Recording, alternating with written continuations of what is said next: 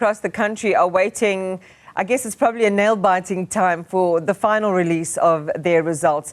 Now, the sector has been plagued by challenges that have affected teaching, learning and the quality of outcomes. Let's take a look at the state of education in South Africa. And the director of the Foundation for Education and Social Justice Africa, Hendrick Makaneta, joins us now. Good morning, Hendrick, and thank you for your time this morning. We've all been there. We've all had to wait for our results, and perhaps in your and my generation, I'm making assumptions about our age, would have also been released with our names actually in the newspaper for everyone to see, and we'd have gone through the pain of hearing whether we did badly or the elation of hearing whether we did well. We're a long way from those years, aren't we? And perhaps you can just comment on the way that the class of 2024, what their experience is, perhaps against the class of 1990. Definitely, there have been a lot of changes, since the past 30 or 35 years. And of course, today, the situation is different. How learners prepare themselves, technology has really advanced. But when it comes to the jubilation and the excitement about results, I think that the excitement is still the same, especially when these results are published in newspapers. You have correctly said, in our time, it used to be your name and surname, and that was even much better because, even your uncle in Johannesburg, whilst you are in Limpopo, your uncle could buy a paper and see your name and show even his friend that this is my nephew. So today, the issue of exam numbers, it's understandable as it really protects other learners from depression and all sorts of negative challenges that they may face. Yes, like your results are your secret unless you decide to share it with anyone else, I suppose. All right, let's come to some of the issues that developed over the last 48 hours, and that was the sale of matric results, apparently. And we heard the minister a short time ago talking about there being a potential breach, sharing with the nation that the Hawks and the state security apparatus are investigating as well. She says those investigations are an advanced stage, but also allaying any fears that the actual results themselves could have been tampered with or contaminated, saying that this information was really at the tail end of the process, potentially where they shared with their stakeholders, I imagine, for things like publishing and so on. I wonder if you were listening to what she had to say and what your thoughts are on the action that they had triggered to get to the bottom of this. Definitely, Iman, when we heard about it yesterday, in fact, we were among the first people to write about it, and we're calling on the DBE to get to the bottom of the matter, to institute an internal investigation to check whether there could be individuals or groups of people within the DBE who are collaborating with private companies for financial gain. And we really want to welcome the statement by the minister because it actually restores confidence. The public is watching all of these things. I said that for the first time, we were shocked as well that there are people who are really going such a mile to sell matric learners long before they could be issued by the minister. This tradition has never happened before. We've always waited for the minister to make an announcement, and thereafter learners could access their results for free without paying a cent. We've also done our own preliminary investigation yesterday by getting into the website, and we saw that there was an amount of 99 rands or so which had to be paid. But later on, when we got back to that website, the fees were deactivated. Learners could no longer be able to purchase. And I think that it could be that they were alerted as well, and there might be criminal conduct there, which should be investigated indeed by the Hawks, as the minister has said. Yeah, she also said that they were preying on innocent learners and siphoning their money, and also wants arrests in respect of any of those wrongdoers to be effected, whether they're in the DBE or whether this is from the platform itself. All right, so let's just talk then about the quality of these matric exams. Of course, there's a great deal of hype around it, and that's understandable. And we'll talk about the psychological and other impacts of this particular year. It's such a defining year in anyone's life as they prepare for adulthood and what they would be gainfully employed by and doing. But let's just talk about the quality of what it actually prepares young people to do in this economy, and whether they have the requisite skills to be able to not only survive but to thrive. Well, unfortunately, the matric certificate alone does not sufficiently prepare our learners to thrive in the mainstream economy. That is why if our learners do not pursue higher education, the majority of them might find themselves in this long queue of unemployment. You know that young people are the hardest hit.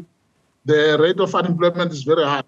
And now with companies that are also retrenching, I was reading the other day, ArcelorMittal is also trying to reduce its workforce. I think that this ad is putting an additional burden on the state of unemployment that the country is facing. And that is why we call upon the matriculants to find other ways and means to make sure that even if they are not accepted at a university level, they should consider the option of a TVET college where they can be able to obtain a skill that can empower them to survive in this mainstream economy of our country. But of course, not only work. I think that entrepreneurship is something that we also lack, when it comes to our matriculants, because the majority of them want to obtain a degree and thereafter, go and look for employment. But we are saying that this world, there are opportunities out there for entrepreneurship.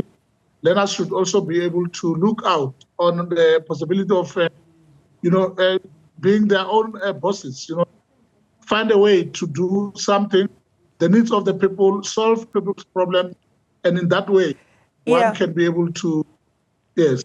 But Hendrick, let me challenge that a little bit, because we're saying, okay, you may come out at the other end not fully capable, not fully equipped with the skills of a modern and changed economy, which is moving more towards innovation, digital technologies, and so on.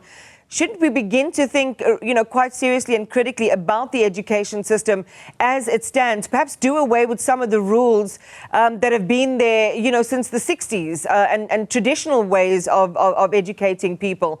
That we need a radical shake-up in what we're offering at schools in the first place. And how does an organization and people and individuals like yourself champion that cause? Definitely, our education system should not be stagnant. We need to move with the times. There is no doubt that the 4IR has presented challenges as well as opportunities. Most of the jobs, as you may know, will become obsolete in the near future. In fact, some of them are already being phased out. And if our education system is not aligned with the needs of society, or in the fourth industrial revolution, then we may continue to experience a problem. And that is why even today we still have graduates who have obtained degrees, but they too are sitting at home because the skills that they have are not the same skills that are required in the mainstream economy.